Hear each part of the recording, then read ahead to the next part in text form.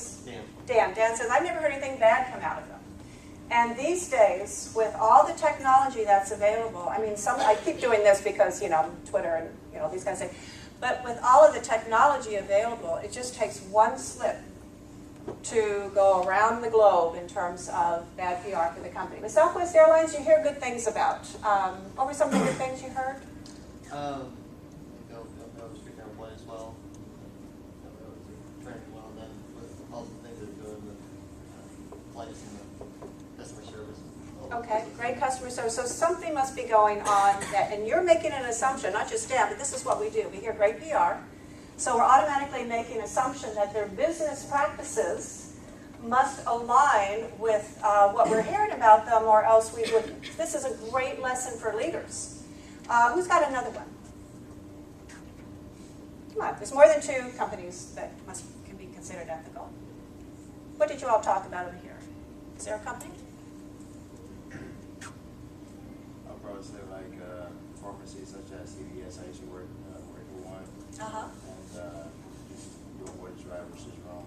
Because Okay, thank you. How many of you, there may be one in town, I don't know, the apparel company, American Apparel, do you all know that? Company out of LA. They bill themselves as the new Gap.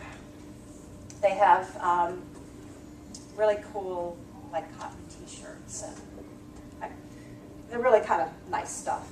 American Apparel is called American Apparel because it's based in LA, and Doug Charney, who is a CEO, has built a company, and I've been involved with one of the young managers there that I want to tell you about, has built a company that says, we're not going to just outsource everything to China or to Romania or to someplace. We're going to make t-shirts profitable in the United States. So he bought a huge warehouse building in LA, it's like 9 stories tall, and created a business process. And for those of you that are taking the business strategy course, I think this is an interesting example.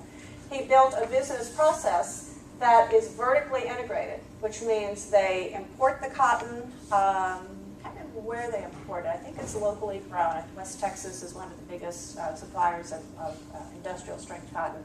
But all aspects of the manufacturing, the importing, the cutting, the sewing, the dye, is all done under one roof.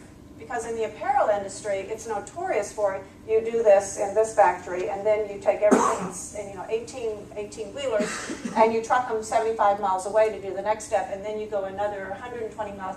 So he said, no, I'm going to be environmentally responsible, and I'm going to build an ethical structure in the organization. So it's a vertically integrated operation. And guess what? They are exporting to China.